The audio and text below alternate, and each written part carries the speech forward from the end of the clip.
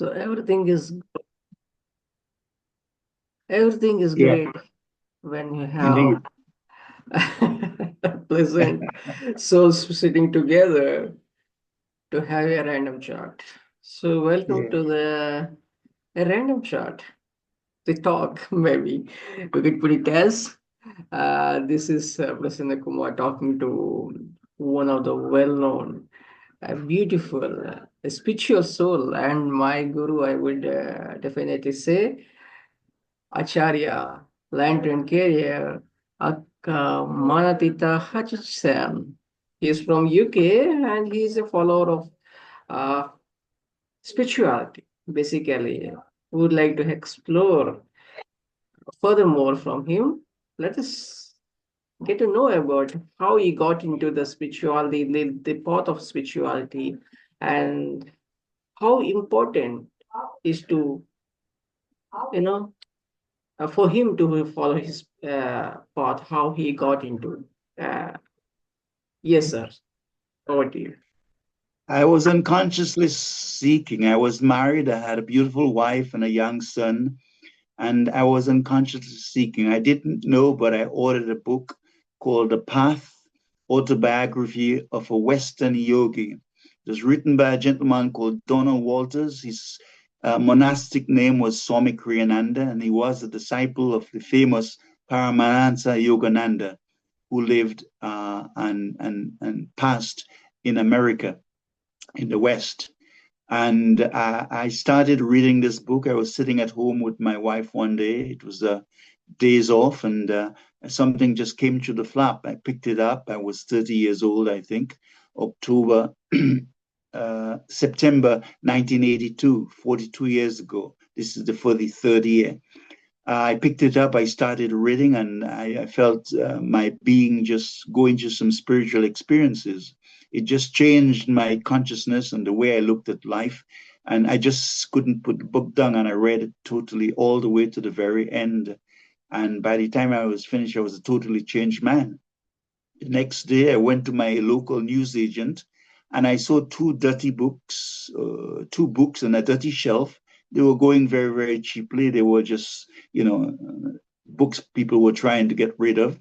One was called The Bhagavad Gita by His Divine Grace A.C. Bhaktivedanta, Swami Prabhupada. And the second one was called Paths to Tranquility by a BBC presenter called Peter Russell. And I thought, wow, Donald Walters spoke about the Bhagavad Gita. Donald Walters spoke about meditation. And so I bought them both. I took them home and I started reading.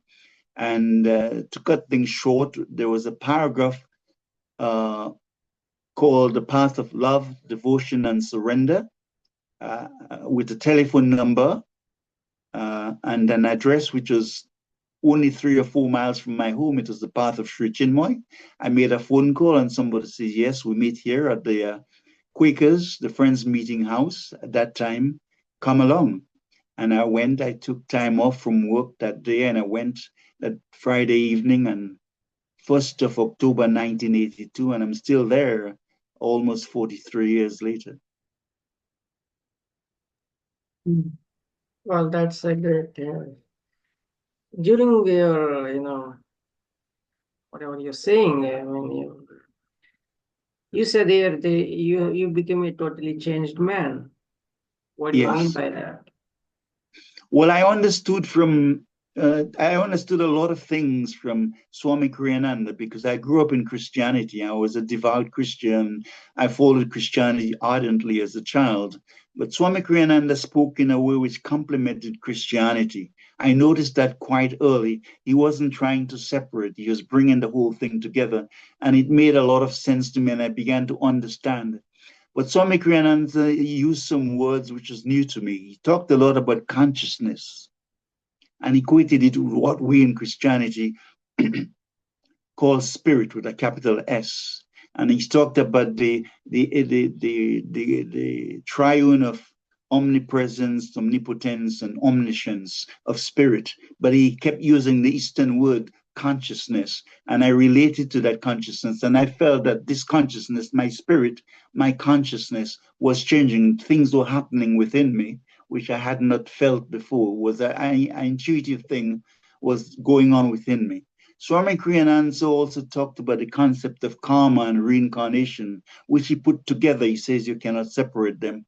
But he used the Bible. He talked about the law of retribution and other things to show the similarities. Swami Kriyananda used the text in the Bible all the way through, which helped me tremendously because I grew up, like I said, in a Christian upbringing. So by the time I had finished the book, I was in a totally new place. And I saw, instead of seeing a life of separation, and a God up in the sky which was waiting to judge me, and this place called hell, and, Swami Kriyananda didn't say anything about hell. He says there is no such thing. He says hell is basically a state of consciousness. And if you're living in a state of joy and peace, you're in heaven. And if you're living in a state of anxiety and you're down in the abyss and despair, it is a form of hell. So I understood everything in terms of consciousness, which he spoke about right throughout his teachings in the book. So the highest And form that of God was within. I needed to make this connection because I always saw God as separate, like a man up in the sky. But I began to understand everything, and it just unfolded within me. But my teacher, Sri Chinmar, would say nothing is as simple as that. He would say that we believe in reincarnation. So he would say that what would happen, what was happening was just an awakening to my consciousness, which was already kindled in reincarnation. Like we would say of Ramana Maharshi, he didn't just went into samadhi at 16. He already had done some work in a former life. That's how we would have looked. We would look at it. It's indeed an awakening. Maybe like you have gained a spiritual knowledge or in more like enlightenment, what Yeah, you were not knowing earlier that's correct. until you had a rendo with the Yeah, spiritual that's books and what I'm saying. Yeah, knowledge. the book triggered my awakening, my illumination. We talk about a lot about light, which is illuminating, awakening, but it happens differently for different people. There may be people listening to your chat with me now, many kind of interview, who would just be awakening like that. People look at TV and something just click. You can have awakening to things in life, and you can have an awakening to things in the spirit. It's all connected, ultimately. It's all connected indeed. And the highest form of consciousness is bliss, is what I came to know. Bliss is a Satchitananda, the divine Satchitananda. How do you existence, explain consciousness, it? bliss. How do you Yeah. explain Satchit Ananda? I Yes. believe that you have also read autobiography of a yogi. Oh Uh, God, I've read so many books, man. I've read Autobiography for Yogi. 3 years later, it's an amazing book. It's a spiritual classic in the West, and it's a spiritual classic in the East. But I also delved in the Vedas. I read so many books: the Yoga Vasishta, Bhagavad Gita, the Ramayana, Viveka Chudmaki, and so many books. In Eastern, because the Eastern books, it's all about logic and rationale. They will tell you straight away that the soul is immortal, and they explain the immortality of the soul for you. Christianity is a little more veiled.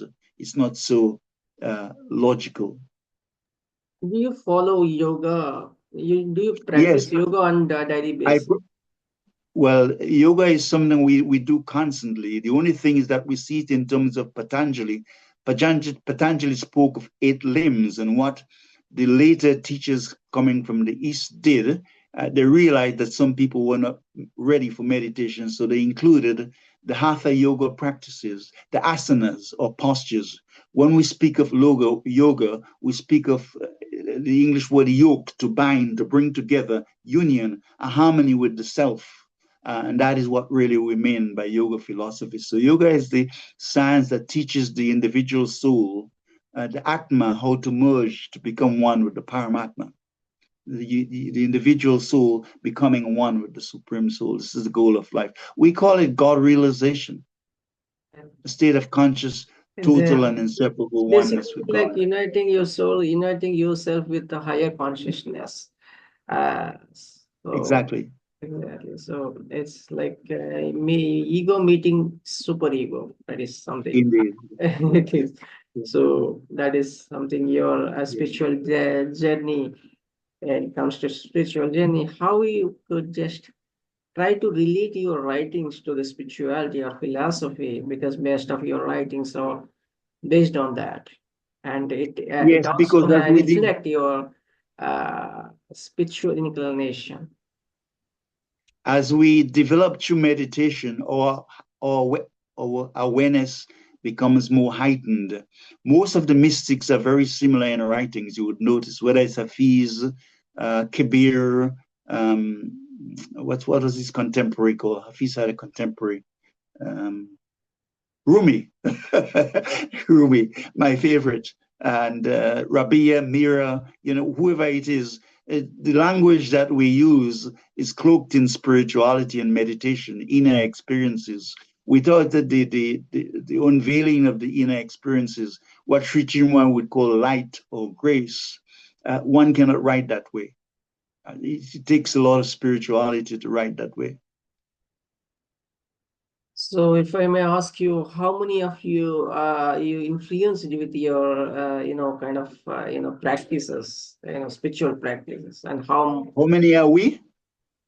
Yeah, We you. are Yeah. We're 7,000. We're 7,000. The Sri Chinmoy Centers International are right there in India, where you are as well. We have centers all around the world, over 100 countries. And we carry lots of activities involving the centers all the time, whether it's races or free peace concerts or meditational talks, seminars around the world, setting up peace blossoms, which are hallmarks around the world, which could be a mountain, could be a temple. It's monuments there or things dedicated to peace. We do all those things constantly. We've been doing them for years. So it's been like a never-ending activity for you. It's like a Never tireless. ending. I traveled throughout Africa for many, many years, serving, serving, serving. Sri Chinmoy believes in service, serve, serve, serve, and never be tired of serving. So I went into schools, I did seminar in schools, I spoke to NGOs, I spoke to heads of government, I speak to key figures in governments. We do a lot of humanitarian, we've slowed down now, but we used to do a lot of humanitarian work, like bringing containers from ships and going into the country and taking it through schools, bicycles, computers, gifts for children, all sorts of things, orphanages. We go everywhere doing so many different things. If I may put in such a way that what would be your, it's like what's your vision or goal in terms of, whatever you're following. You write poetry, you express poetry through, philosophy as well. So Yeah. exactly. Yes, spiritual masters talk of the purpose. We always have to keep the purpose or the goal of life in mind. And Shidananda from Ramakrishna Center used to talk about it constantly. We begin in our mind, in our heart, in our soul should be the goal of life. But Sri Chinmoy describes the goal of life in three different ways. And the one I identify with the most is the same as the Christ's teachings. May thy will be done in and through me. Sri Chinmoy calls that total and unconditional surrender to the will of the Supreme. So in life here, never mind realization, but in life here, I want to be doing all the time what pleases God, if that makes sense. I'm not talking like a saint. We stumble and make a lot of mistakes and our faults, but at the core of my being and the essence of my conscious thoughts is to strive to be an unconditional instrument of love of the Supreme. How important is to have, daily meditation, like, Crucial, crucial. I rise every single morning. I've been doing that for 43 years. I sit at my shrine for half an hour. I sit at my shrine for half an hour before I go to bed. I sit at my shrine during the day at different times. There is no fixed time as in Islam. I mean, they have their thing, and that's all good to them. But my experience of grace is that it can come at any time. And meditation can work best sometimes when you feel the need most. It doesn't have to be at a set time. But having said that, steadfastness and devotion, Sri Chinmoy teaches that when at the Brahma Mahuta, the hour of God, that is to say, when it's most peaceful in the morning, the universe helps us most. Quiet time at night and quiet times in the morning.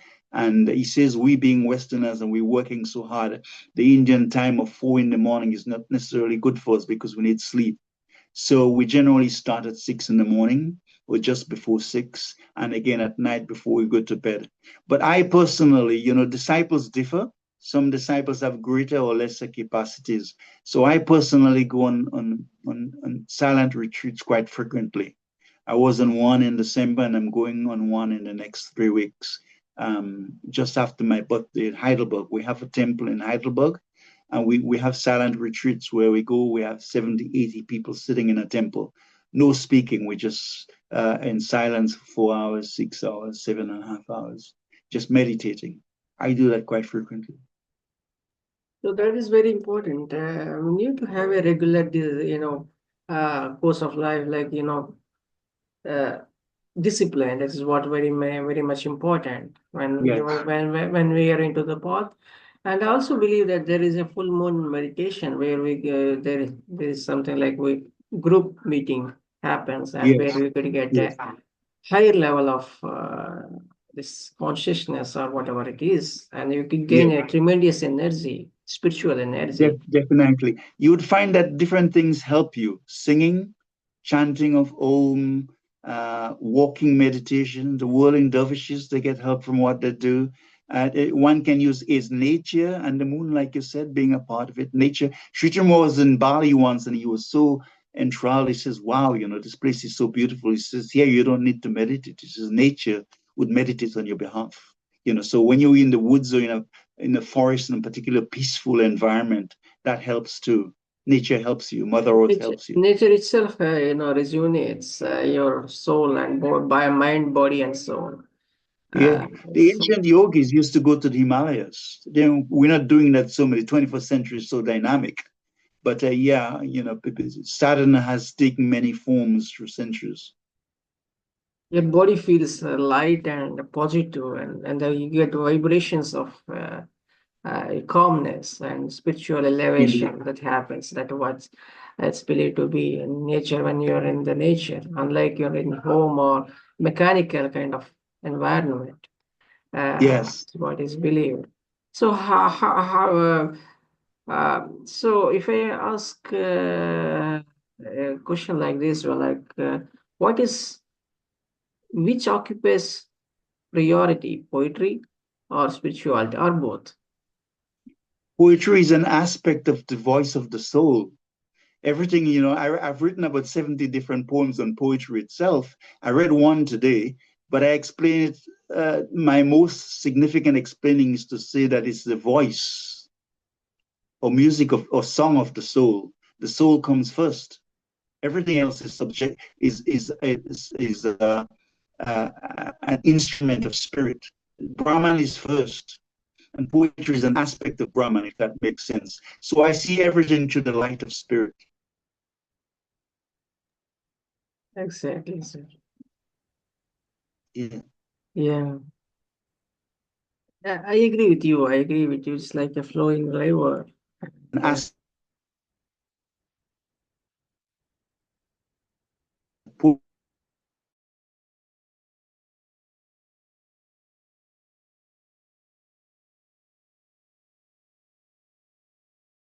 poetry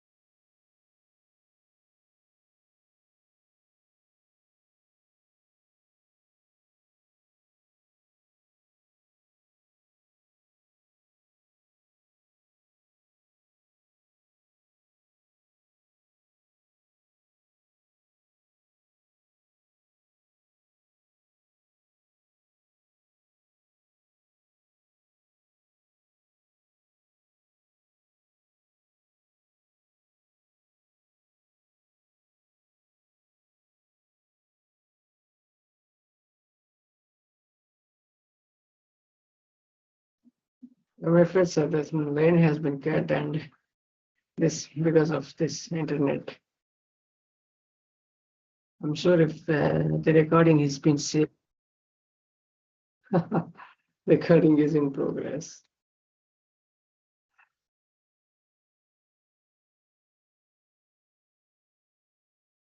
Sir, are you there?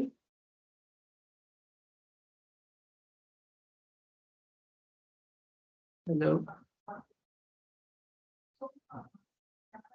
Are you there, sir? Hello.